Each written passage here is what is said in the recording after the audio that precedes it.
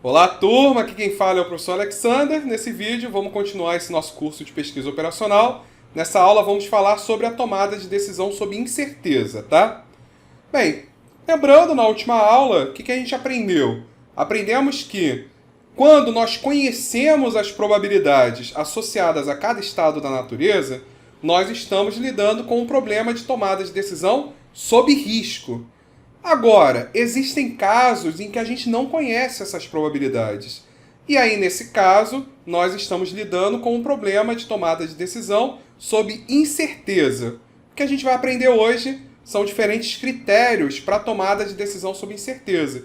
De que forma a gente escolhe a melhor alternativa, a melhor estratégia, a melhor ação a ser tomada, nesses casos em que a gente não conhece as probabilidades associadas a cada estado da natureza. Isso que a gente vai ver hoje. Então, as tomadas de decisão sob incerteza, assim como na tomada de decisão sob risco, envolve escolher entre alternativas que dependem de diferentes estados da natureza. Entretanto, agora na decisão sob incerteza, as probabilidades associadas a cada um dos estados da natureza não são mais conhecidas. Agora, tais estados não são mais probabilísticos, são apenas estados aleatórios. Só que a gente não conhece a probabilidade, a distribuição de probabilidades associadas aos estados da natureza. A gente pode construir uma matriz de retorno de um problema de tomada de decisão contendo M alternativas, que a gente está representando pela letra A. Então, ó, A1, A2, A3, A4 até AM, que seria a alternativa M, né? Nosso problema tem M alternativas. Cada linha, então, representa as nossas diferentes alternativas, e cada coluna, que são os nossos S, são os estados da natureza. S1, S2, S3 até Sn. Nosso problema tem N estados da natureza, cada um representado por uma coluna. Dentro dessa matriz, nós temos os retornos para cada par alternativa estado da natureza. Então, esse primeiro retorno, né, o VA1S1, é o retorno caso a gente escolha a alternativa 1 e tenha acontecido o estado da natureza 1. Esse segundo daqui, ó, o VA1S2, é o retorno caso a gente tenha escolhido a alternativa 1 e tenha acontecido o estado da natureza 2. E esse daqui, a gente tem escolhido a alternativa 2 e acontecido o estado da natureza 1. Aqui, por exemplo, ter escolhido a alternativa 2 e ter ocorrido o estado da natureza 2. Cada linha representa a ação, né, escolhida, a alternativa escolhida. Cada coluna representa o estado da natureza. Lembrando lá do nosso exemplo, né, a gente tinha, da aula anterior, né, a gente tinha dois estados da natureza. Era mercado em alta e mercado em baixa. Né? E duas alternativas, investir nas ações de A e investir nas ações de B. Então a gente teria uma matriz 2x2 naquele caso. A gente teria uma matriz 2x2. A diferença agora é que a gente não conhece mais as probabilidades. Para ser um problema de tomada de decisão sob incerteza, as probabilidades associadas a cada estado não são mais conhecidas. Importante destacar que a diferença entre a decisão sob risco e a decisão sob incerteza é justamente o fato de não conhecermos, ou então a gente não é capaz de determinar a distribuição de probabilidades associadas aos estados da natureza, SJ. Bem, a partir daí, dessa tabela, dessa matriz de retorno, nós temos diferentes critérios para a tomada de decisão. Então, os 4 principais critérios adotados na tomada de decisão sob risco são o critério de Laplace, o critério Minimax, também chamado de Max-Min, o critério de arrependimento de Savage e o critério de Hurwitz. Aqui é um R, tá? Tá escrito errado aqui, é Hurwitz. Então, são os 4 critérios que a gente vai aprender agora, tá? Então, o primeiro critério de Laplace. Como que funciona o critério de Laplace na tomada de decisão sob incerteza? O critério de Laplace ele é baseado no princípio da razão insuficiente. Esse princípio ele explica aqui. O que é o princípio da razão insuficiente? O fato dessas distribuições de probabilidades não serem conhecidas permite que a gente considere que as probabilidades são todas iguais. Então, esse é o critério de Laplace, que está baseado no princípio da razão insuficiente. A gente vai calcular o valor esperado considerando que todas as probabilidades são iguais. Então esse é o princípio da razão insuficiente. Ele permite que a gente considere que todas as probabilidades são iguais. Ou seja, se a gente tiver, por exemplo, n estados, então a probabilidade associada a cada estado é igual a 1 sobre n. Por exemplo, se a gente tiver 4 estados da natureza, a gente vai considerar que a probabilidade associada a cada estado é 1 dividido por 4, que é igual a 0,25. Então tem 0,25, né? Ou seja, 25% de chance de acontecer cada um dos estados. Então essa é a premissa do critério do Laplace, tá? E aí, quando a gente for calcular o valor esperado, o cálculo do valor esperado é simplesmente a gente fazer o valor médio. Como todas as probabilidades são iguais, então basta a gente fazer a média. A média associada a cada alternativa. Então, matematicamente seria isso aqui. O valor esperado, ou máximo valor esperado, né? Seria o valor máximo de cada uma das alternativas. Cada uma das alternativas I. Que cada uma delas é calculada como?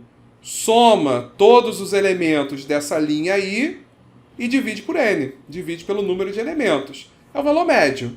Então, se a gente tiver lá 5 elementos em cada linha, para a alternativa 1, a gente vai somar esses 5 retornos da linha 1 e divide por 5, porque são 5 elementos.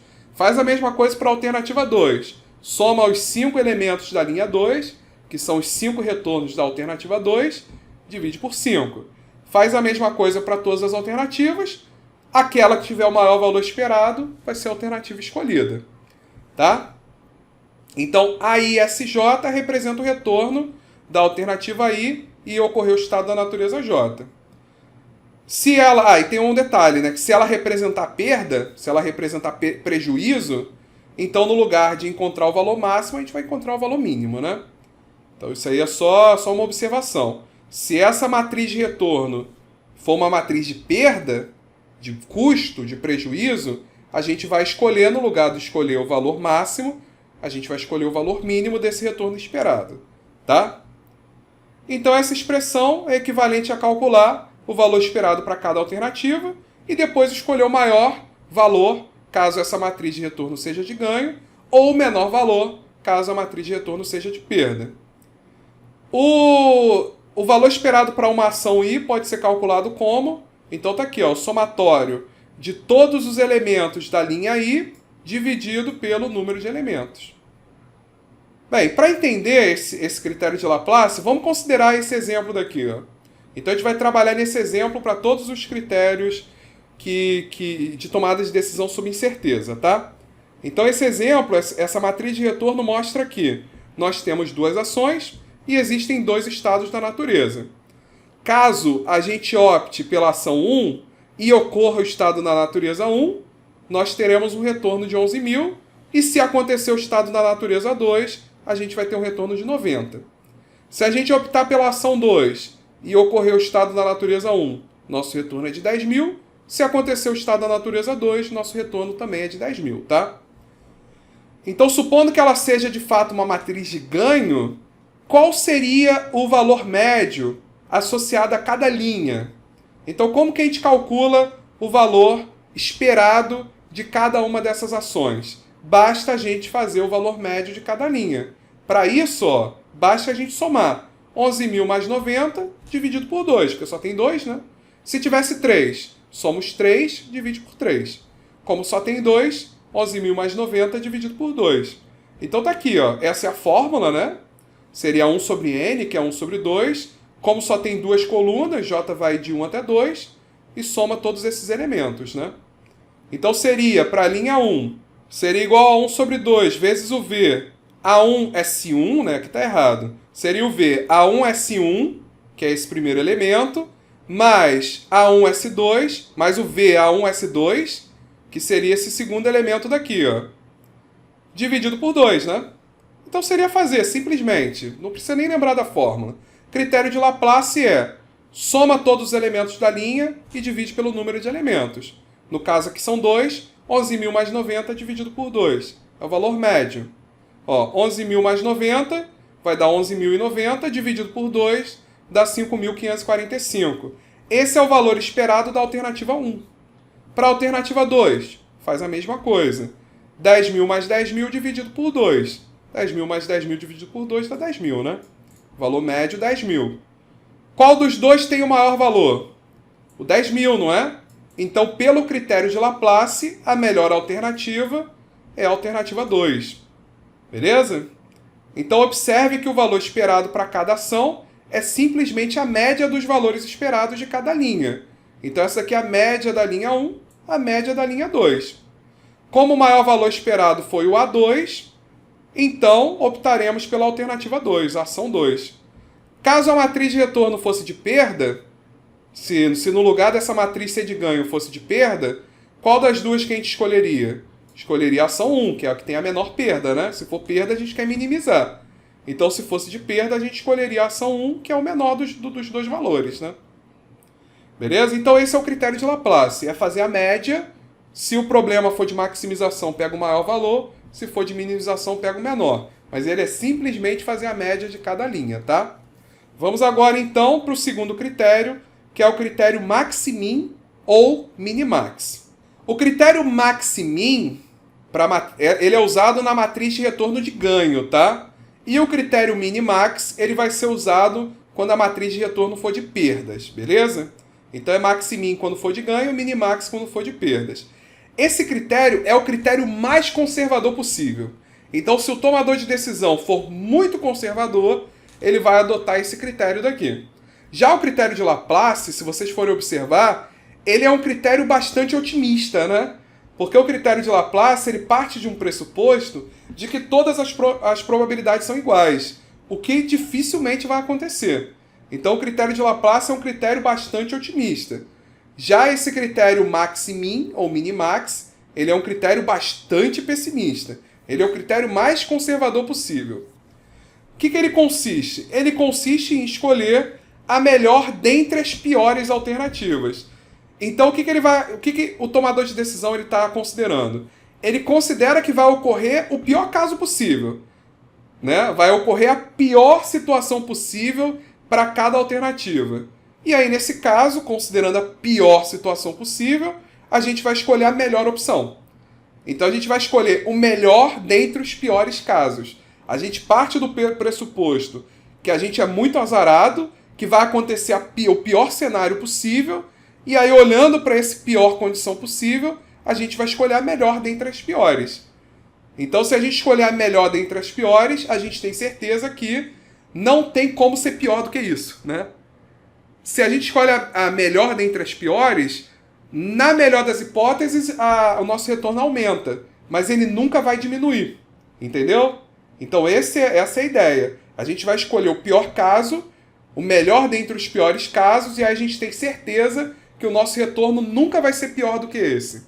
Sempre pode melhorar, mas nunca pode piorar. Então esse é o critério maximin ou minimax, caso seja uma matriz de retorno de perdas. Então, o que a gente vai fazer?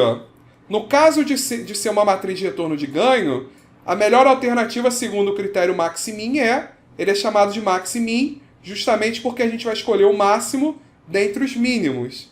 Tá vendo? A gente vai pegar os mínimos e aí a gente vai escolher o máximo dentre esses mínimos. E isso, no caso, ser uma matriz de ganho.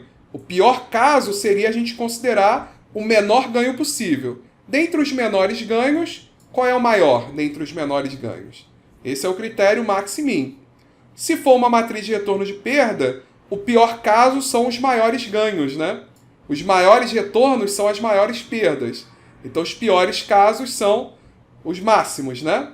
E dentre esses máximos, qual é o menor deles? Por isso que é o critério minimax. Então, vamos lá. Para a gente entender, vamos voltar para o exemplo. Novamente, aquele exemplo que a gente já tratou, em que a gente tem para a alternativa 1, 11.090, e para a alternativa 2, 10.000 e 10.000, em função desses dois estados, tá? Vamos supor primeiro que ela representa uma matriz de retorno de ganho. Então, esses daqui são os nossos ganhos, caso a gente opte pela ação 1 e pela ação 2. Então, devemos utilizar o critério maximin. já que ela é uma matriz de retorno de ganho, a gente vai usar o critério max e min, a gente vai escolher o maior dentre os menores valores.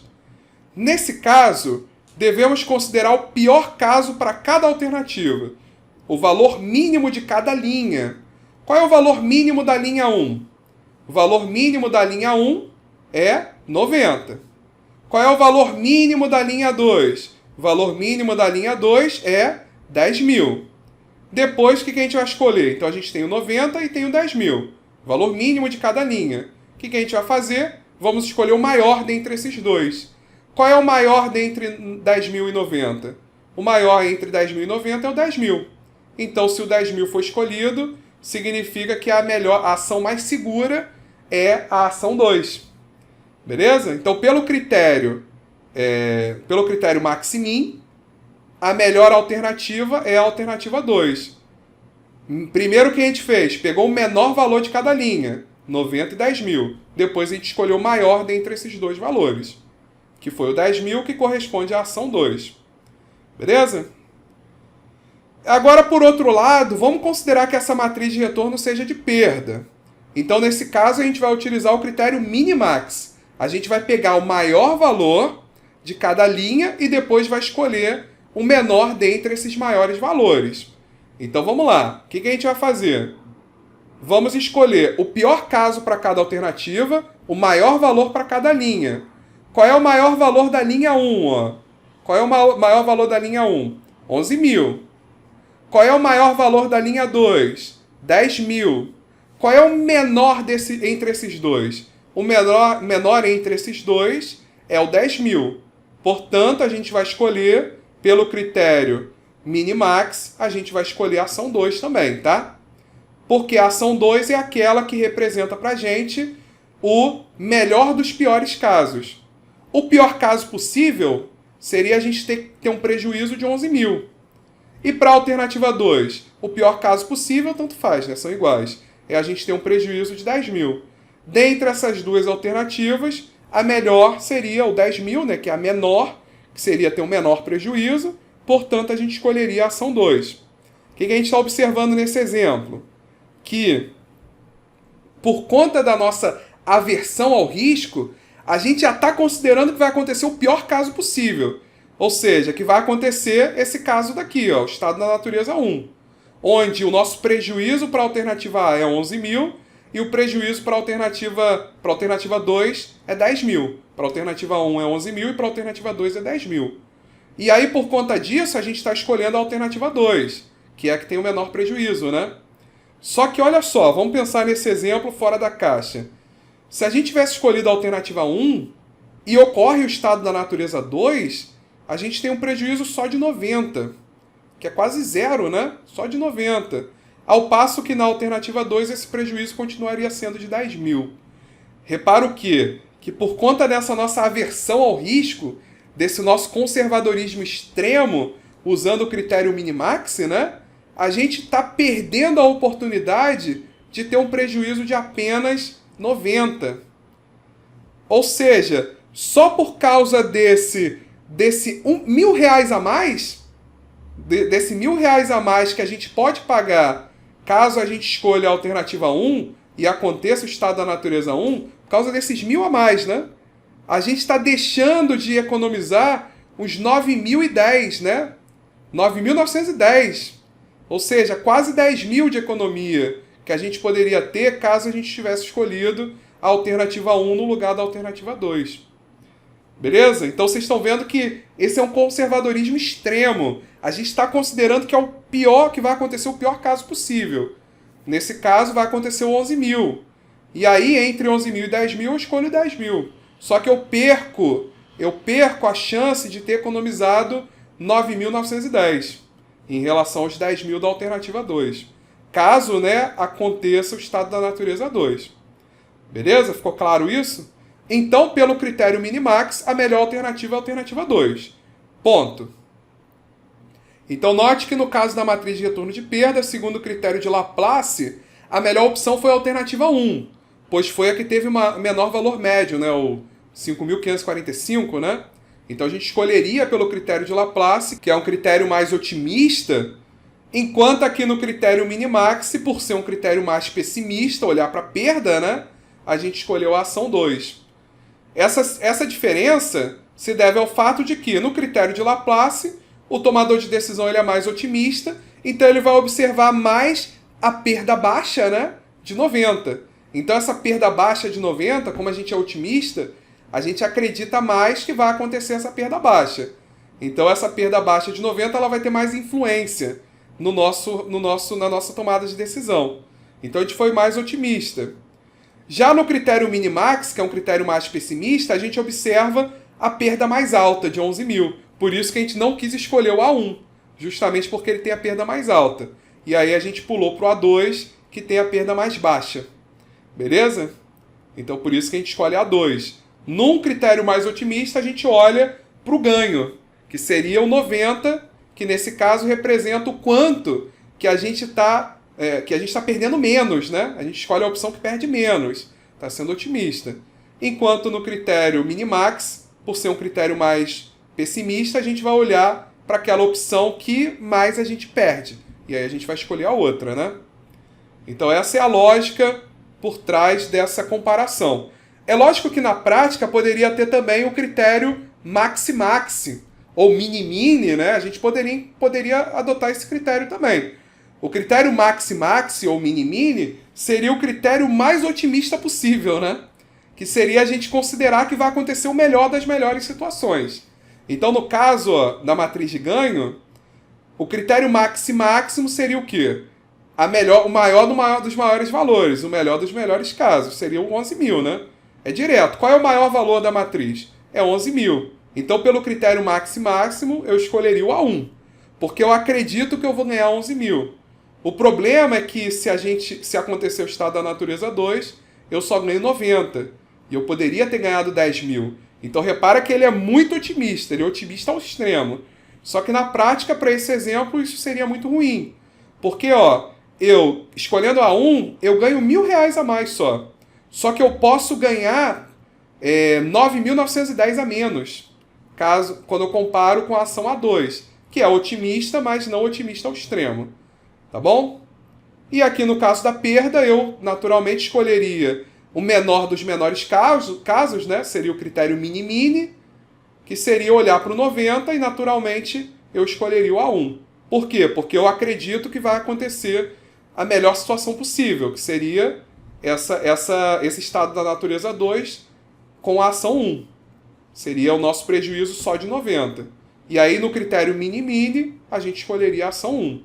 Então a gente sempre olharia, né, no mini-mini para o menor valor possível e o maxi-máximo para o maior valor possível. Esses dois, né, naturalmente, um para a matriz de ganho e outro para a matriz de perda, seria o otimismo ao extremo, né? Logo, no critério maxi-min ou no critério mini-máximo, o tomador de decisão é bastante pessimista, pois considera que vai ocorrer o estado da natureza que produz o pior resultado, o menor retorno no caso da matriz de ganho e o maior retorno no caso da matriz de perda. Por isso que ele é um critério bastante pessimista, é pessimista ao extremo. Agora, o grande problema dele, que a gente viu, aconteceu para esse caso daqui, né? Em que a gente, por conta de ter escolhido o A2, aqui no caso da matriz de custo, né? A gente deixou de ter um custo de apenas 90, de ter um prejuízo de apenas 90. Então, olha só por causa desse 1.000 a mais, a gente escolheu a alternativa 2, onde, se acontecer a alternativa 1, né, se a gente tivesse escolhido a alternativa 1, a gente teria, caso o estado da natureza fosse 1, a gente teria um prejuízo de 1.000 a mais. Beleza, opa, nos demos bem, escolhemos a 2, tivemos um prejuízo de 1.000 a menos. Só que se acontecer o estado da natureza 2, a gente vai ter um prejuízo de 9.910 a mais. Aqui, 1.000 a menos, aqui 9.000, quase 10.000 a mais. Então, precisa existir um critério conservador que leve em conta essas diferenças, que é o próximo critério que a gente vai aprender, que é o critério de arrependimento de Savage. Então, esse critério de Savage, ele leva em conta essas diferenças. Então, ele é um critério conservador, mas nem tão extremo quanto é o critério mini-max-max-mini. Então, ele é um critério conservador, mas bem menos conservador, tá? Então, o critério de arrependimento de Savage consiste em um conservadorismo mais moderado quando comparado ao minimax ou maximin. Nesse caso, a matriz de retorno é substituída por uma matriz de arrependimento. Então, a gente vai pegar a matriz de retorno e vai transformar ela numa nova matriz, que é a matriz de arrependimento, tá? Para transformar a matriz de retorno numa matriz de arrependimento, a gente usa essa fórmula daqui. Se a matriz for de perda, a minha matriz for de perda, de retorno for de perda, a gente vai pegar cada elemento dela e subtrair do mínimo, do menor elemento da sua respectiva coluna. Então pega cada elemento dela e subtrai do menor elemento da sua respectiva coluna. E aí a gente vai ter a matriz de arrependimento do problema. Isso a gente faz caso essa nossa matriz de retorno seja de perda. Se a matriz de retorno do enunciado for de ganho, então a gente vai pegar o maior elemento de cada coluna e vai subtrair esse maior elemento de cada elemento da coluna. Então isso que a gente faz. Pega o maior valor, subtrai cada elemento desse maior valor para cada coluna. Beleza? Então vamos com o exemplo, vai ficar mais claro, tá? Então, para mostrar como o critério de Savage modera o critério minimax ou maximine, considere novamente essa matriz de retorno daqui. Então, novamente, a matriz de retorno, 11.090, 10.000, 10.000. Vamos primeiro considerar que ela é o nosso ganho, a gente está ganhando isso. A gente já viu que a alternativa 2 foi a melhor em todos os casos. Muito provavelmente agora ela também vai ser a escolhida, né? Mas vamos ver como que aplica o critério, como que a gente transforma essa matriz numa matriz de arrependimento. Então, como ela é uma matriz de ganho, a gente vai pegar o maior valor de cada coluna e vai subtrair dos seus respectivos elementos dessa coluna, tá? Então vamos lá. É bem fácil, ó. Olha para a coluna 1. Qual é o maior valor da coluna 1? 11.000, não é? Esse é o maior valor da coluna 1, 11.000. O que a gente vai fazer? A gente vai pegar e vai fazer 11.000 menos cada um dos elementos da coluna 1.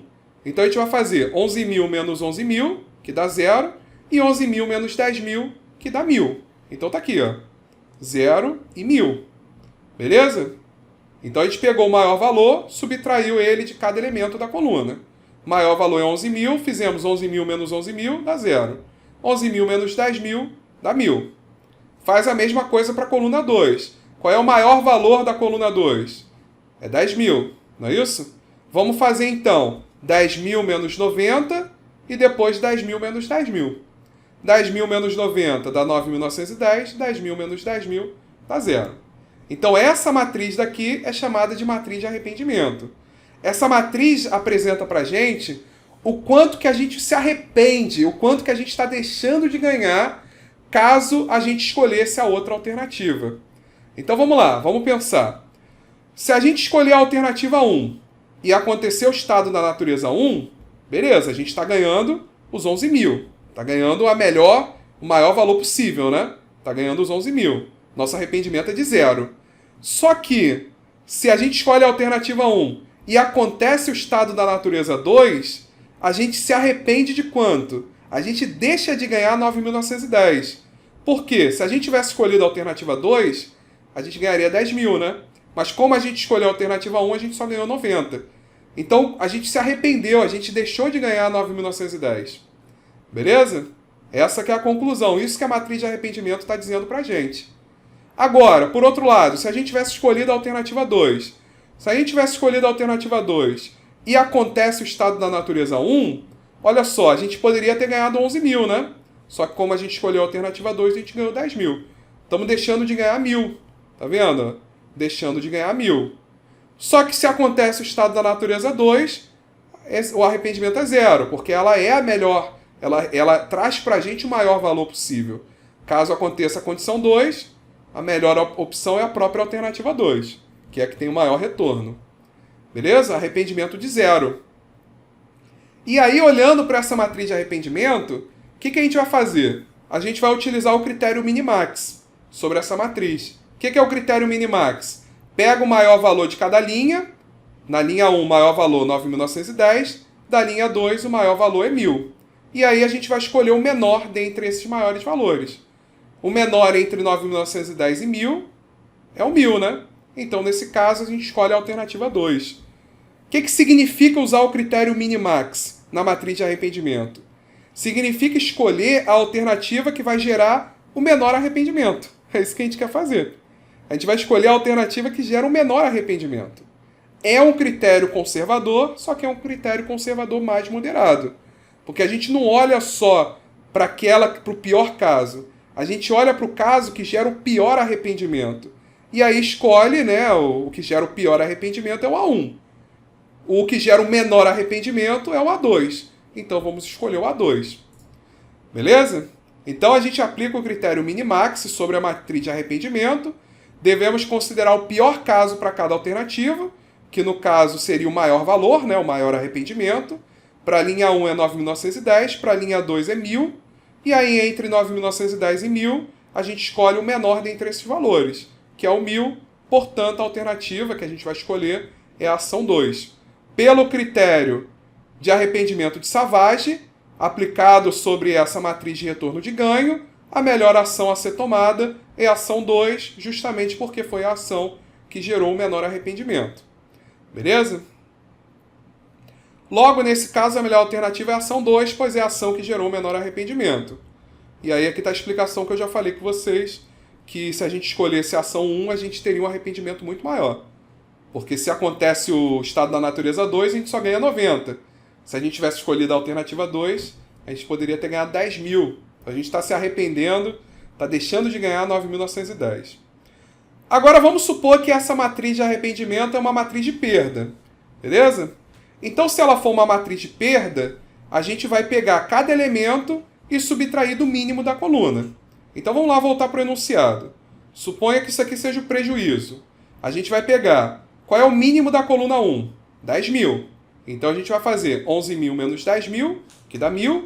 10.000 menos 10.000, que dá 0. 1.000, 0. Qual é o mínimo da coluna 2? 90. Então, a gente vai fazer 90 menos 90, que dá 0. E vai fazer 10.000 menos 90, que dá 9.910. E aí a gente vai chegar nessa matriz aqui, ó. 1.000, 0, 0, 9.910.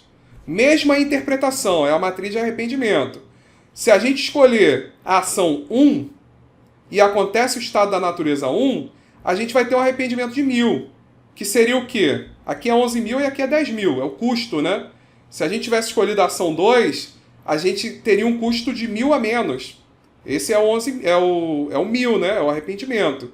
É o quanto que eu poderia ter deixado de ter prejuízo, eu teria menos de prejuízo, caso eu tivesse escolhido a ação 2.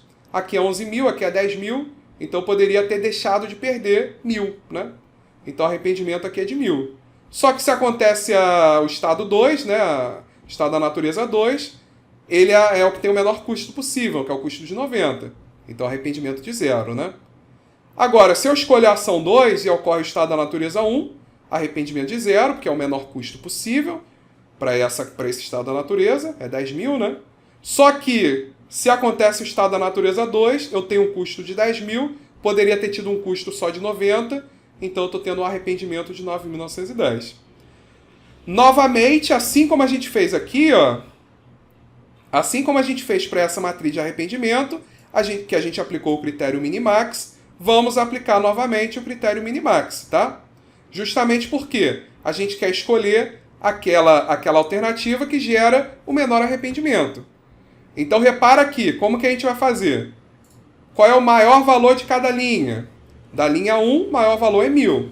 Da linha 2, o maior valor é 9.910. Qual é o menor dentre esses dois valores? É o 1.000. Portanto, a melhor alternativa, pelo critério de arrependimento de Savage, considerando que essa matriz de retorno é de perda, a melhor alternativa é a alternativa 1, pois é a alternativa que vai gerar o menor arrependimento. Beleza? Então, para a linha 1 é 1.000, para a linha 2 é 9.910, o menor valor é 1.000, vamos escolher a alternativa 1, a ação 1. Então, nesse caso, a melhor alternativa é a ação 1, pois é a ação que gera o menor arrependimento. Beleza? Aqui essa explicação é justamente a explicação que eu já fiz sobre o arrependimento dessa tabela. Observe que nesse exemplo as ações escolhidas foram as mesmas do critério de Laplace.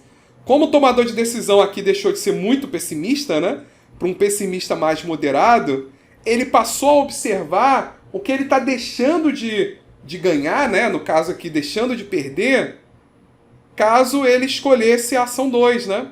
Então, no critério minimax, né? Quando a gente aplicou o critério minimax, a gente ficou de olho naquele prejuízo de 11 mil e aí, consequentemente, escolheu a ação 2. Só que agora, olhando para o arrependimento de Savage, a gente vê que a ação 2 gera um arrependimento muito grande.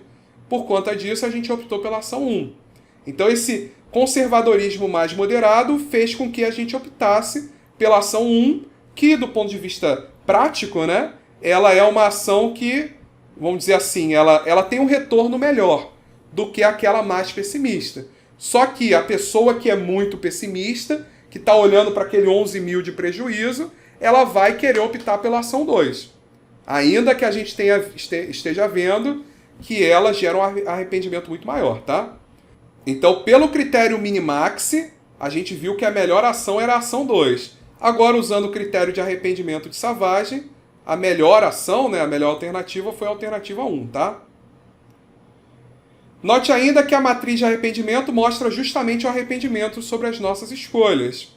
E aí aqui é a explicação que a gente já viu, né? Se a gente escolher a ação 1, mas ocorreu o estado da natureza 1, a melhor ação seria a ação 1, pois é a que tem a menor perda, então estamos perdendo 1000. Aqui seria, né, a reflexão sobre isso. O arrependimento mostra o quanto que a gente está perdendo, né, ou deixando de ganhar, em relação à melhor escolha possível para aquele estado da natureza, para aquela coluna. Então existe uma melhor alternativa. O arrependimento mostra a diferença entre as demais alternativas em relação a essa melhor alternativa para essa coluna, para esse estado da natureza. E aí a gente faz a mesma coisa para todas as colunas. A gente sempre vai ter um valor que é o 0, né? Que seria a melhor alternativa, a alternativa ótima para aquela condição.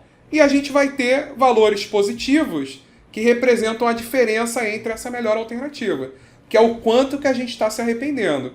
O que a gente faz? A gente vê para cada linha qual é o maior valor possível de cada linha, que é o maior arrependimento possível, e escolhe aquela linha, né, dentre esses maiores valores, o menor valor. E essa ação vai ser a ação que a gente vai escolher, porque vai gerar o menor arrependimento possível. Beleza? Então isso aqui é a discussão que está sendo feita aqui. A gente sempre vê isso em relação ao valor ótimo. Depois, a aplicação do critério minimax sobre essa matriz de arrependimento vai nos mostrar qual a ação que traz o menor arrependimento em uma perspectiva conservadora. Por isso que a gente está utilizando o critério minimax, né? Então a gente está utilizando o critério, cadê? O critério minimax, que é um critério conservador. A gente está considerando que vai acontecer a situação que gera o maior arrependimento. E dentre essas situações, a gente escolhe a alternativa que gera o menor arrependimento. Então por isso que ele é conservador também, tá? Considera que ocorre o pior caso, ou seja, o caso de maior perda, a gente vai escolher aquele que minimiza a perda. Então aqui, considerando o caso de maior arrependimento, a gente escolhe a ação que minimiza o arrependimento. Em outras palavras, escolhemos o melhor caso, que tem a menor perda, considerando que vai ocorrer os piores casos, com as maiores perdas, dessa matriz de arrependimento, em que as perdas aqui são o quanto eu perdi a mais ou o quanto que eu deixei de ganhar, que é o valor que aparece na matriz de arrependimento, tá? Então esse o quanto que eu perdi ou deixei de ganhar por não ter sido otimista. É a diferença entre o melhor valor possível daquela coluna. Portanto, a gente escolhe a ação que retrata, que nos traz o menor arrependimento. Por isso que ainda assim o critério de arrependimento de Savage é um critério também conservador, tá?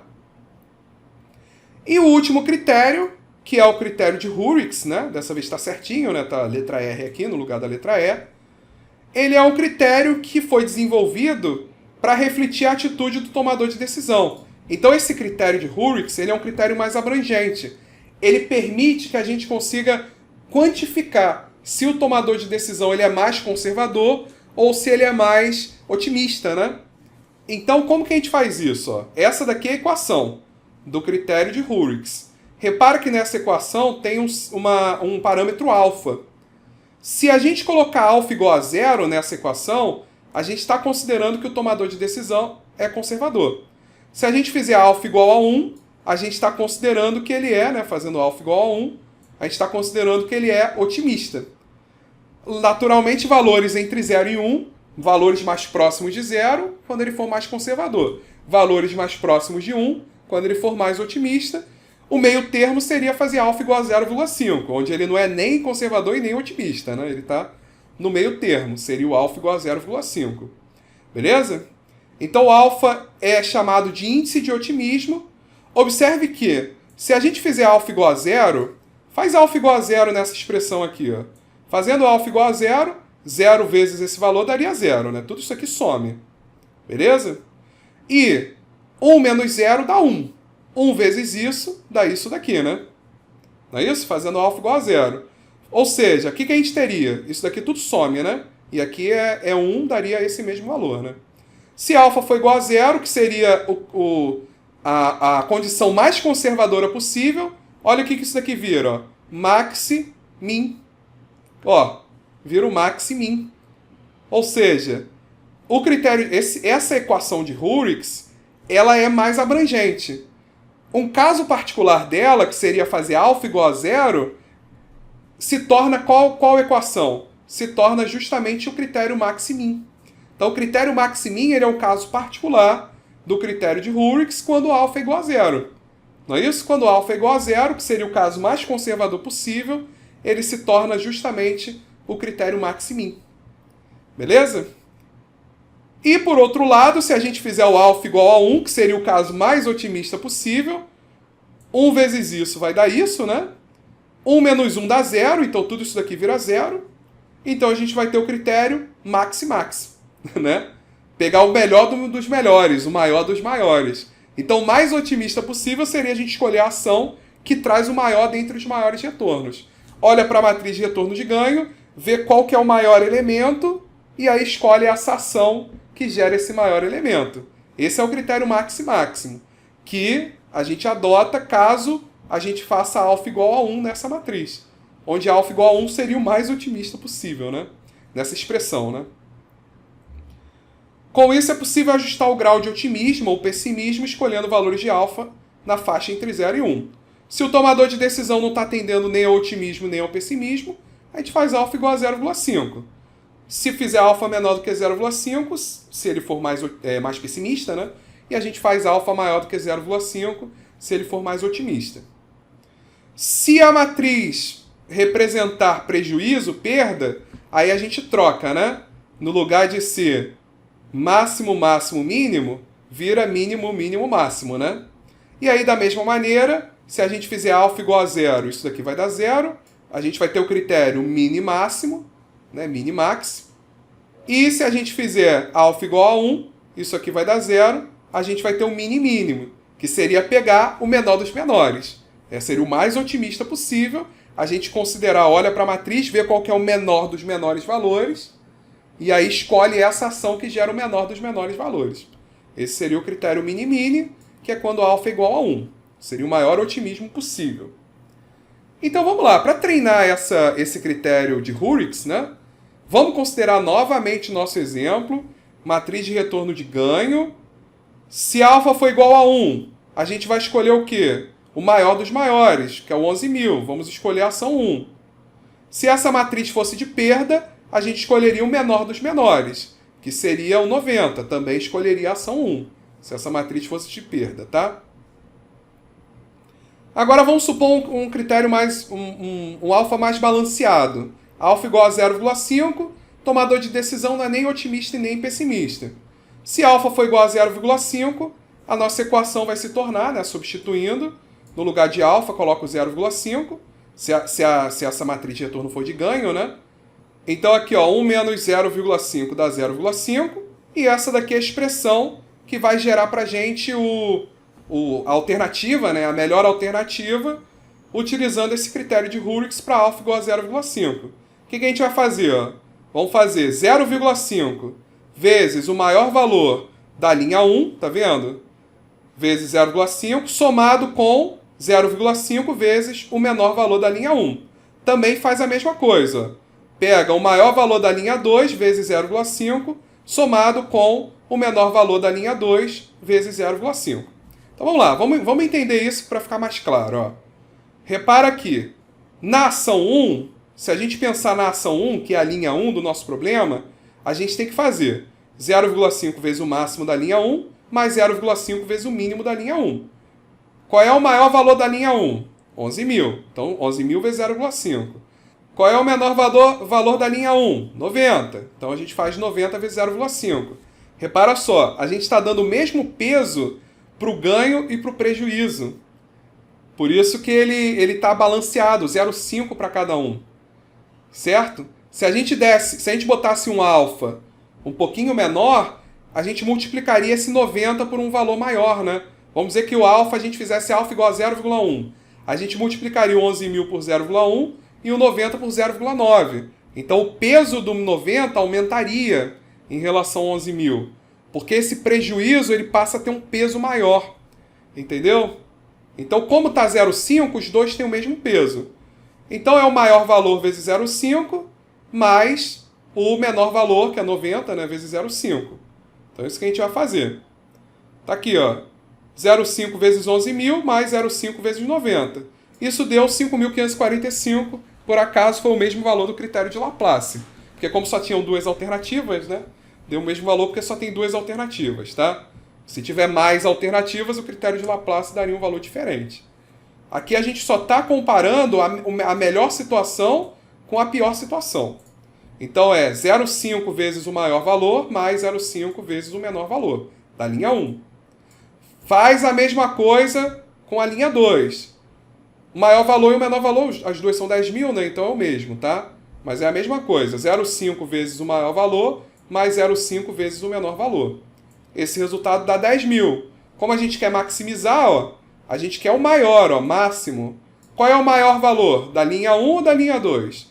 O maior valor foi da linha 2. Então a ação escolhida vai ser a ação 2, pois foi a que teve o maior valor dentre esses resultados, tá?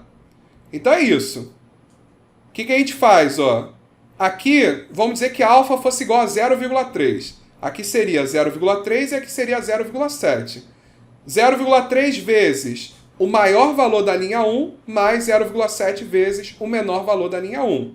Na linha 2 faz a mesma coisa, 0,3 vezes o maior valor da linha 2 mais 0,7 vezes o menor valor da linha 2. E vai assim, faz isso para a linha 3, para a linha 4.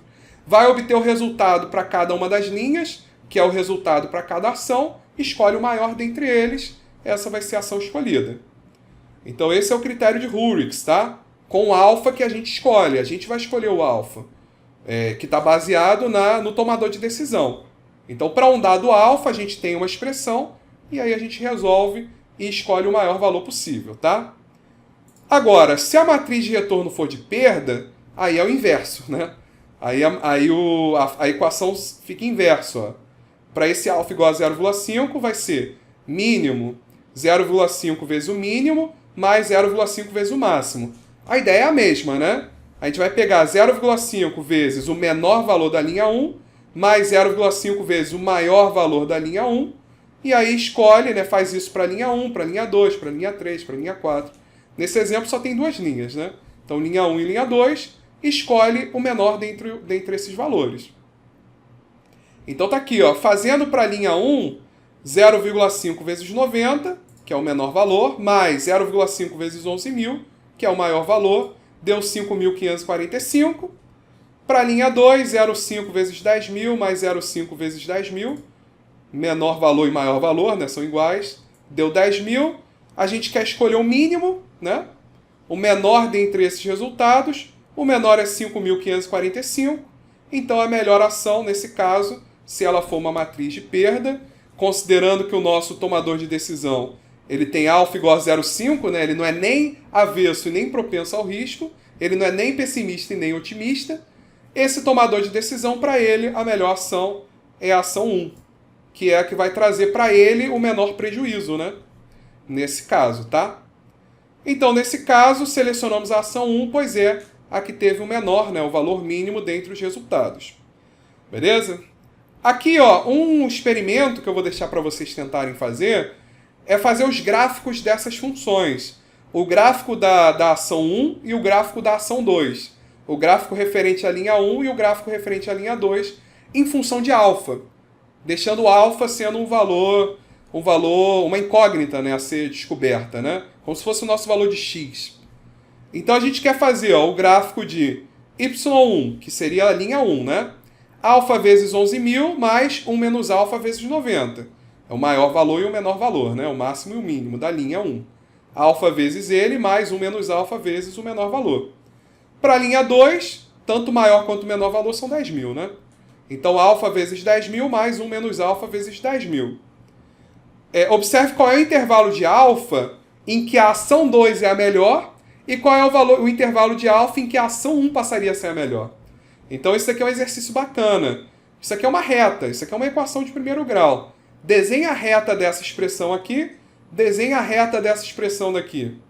Aí a gente vai ter uma interseção. A interseção entre essas duas retas representa o valor de alfa em que as duas alternativas seriam idênticas, né? Aí, a partir desse valor de alfa, uma das ações vai ser a melhor. Abaixo desse valor de alfa, a outra ação vai ser a melhor. E aí a gente passa a ver qual é a influência que o tomador de decisão tem sobre a alternativa a ser escolhida, que é justamente esse ponto de interseção de alfa entre as duas ações, entre y1 e y2. Uma dica para quem quiser fazer gráfico é desenhar os gráficos dessa função no GeoGebra, tá? Então, para quem quiser acesso ao GeoGebra, tem a opção lá de gráficos de função, né?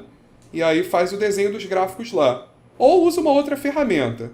Bem, eu vou apresentar a solução aqui, ó. Essa daqui é a nossa expressão de y1, beleza? Vou fazer a distributiva, ó. Aqui vai ficar 1 vezes 90, que é 90, menos alfa vezes 90 dá menos alfa vezes 90, né? Menos 90 alfa. E aí aqui, ó, então chegou nessa expressão. Aqui a gente tem alfa vezes 11.000, menos alfa vezes 90, fazendo 11.000 menos 90 vai dar 10.910 alfa. E aqui é o próprio 90 que a gente repetiu. Então essa daqui é a nossa reta.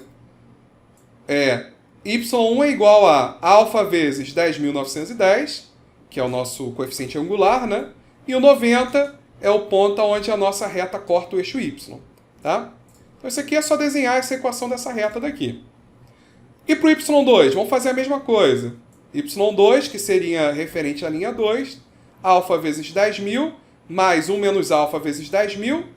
Isso daqui vai dar, ó, fazendo a distributiva, 10.000 menos alfa vezes 10.000. 10.000 menos alfa vezes 10.000. Ora, alfa vezes 10.000 menos alfa vezes 10.000, isso dá zero, né? Então a gente fica que y2 é igual a 10.000. A gente cortou isso daqui com isso aqui. y2 é igual a 10.000. Ou seja, independente do valor de alfa, o resultado para y2 sempre vai ser 10.000. Justamente porque o maior e o menor valor são iguais. Então tanto faz qual é o valor de alfa. O resultado sempre vai dar 10.000. Se você botar alfa igual a 0, igual a 1, igual a 0,7, igual a 0,33, o resultado sempre vai dar 10.000. Porque o menor e o maior valor são os mesmos. Então o peso, não importa qual o peso que você deu para os dois, o valor é o mesmo. Então y2 ele é uma constante, né? Ele é uma constante igual a 10.000. Enquanto o y1 é uma reta. Em algum ponto, essas retas vão se cruzar.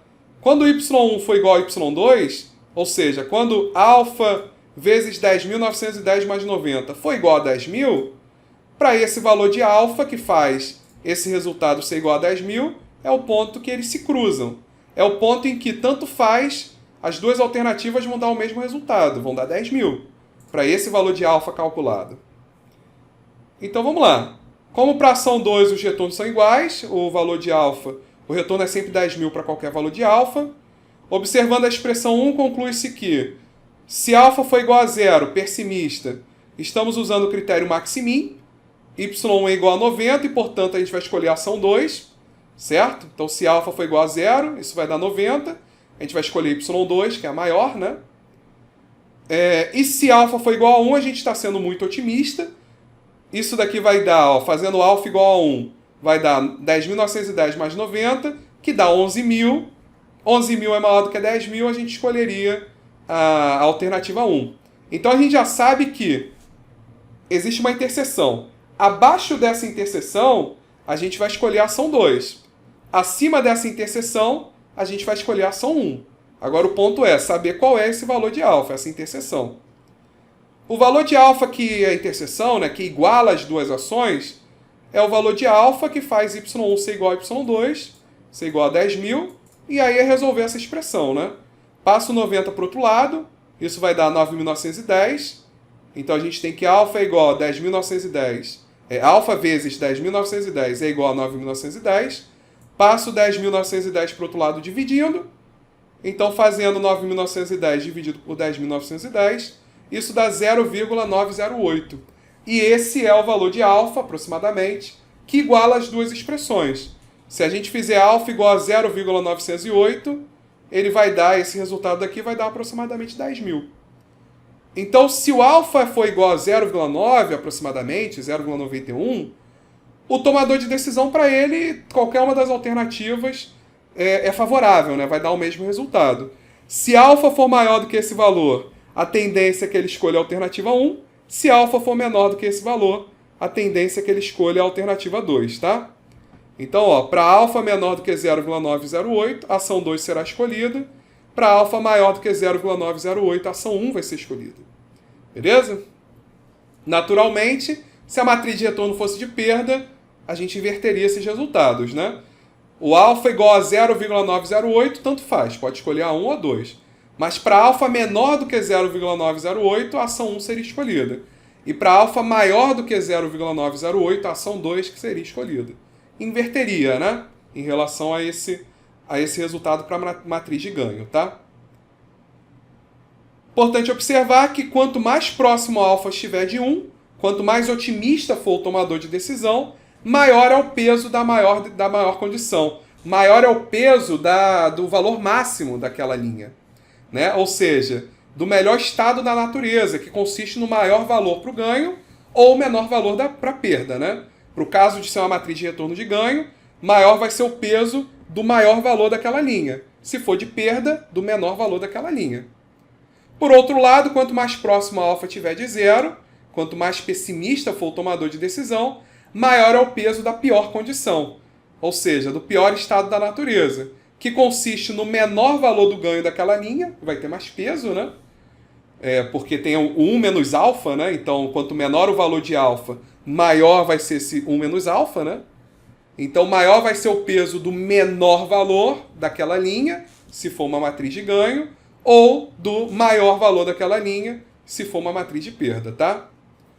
E, naturalmente, menor vai ser o peso da melhor condição. Então, se o alfa for pequeno, o termo ligado à pior condição fica maior, e o termo ligado à melhor condição, que é o que está multiplicado pelo próprio alfa, fica menor. Tá bom? Bem, então, fechamos esse vídeo. Nos vemos no próximo vídeo. Valeu!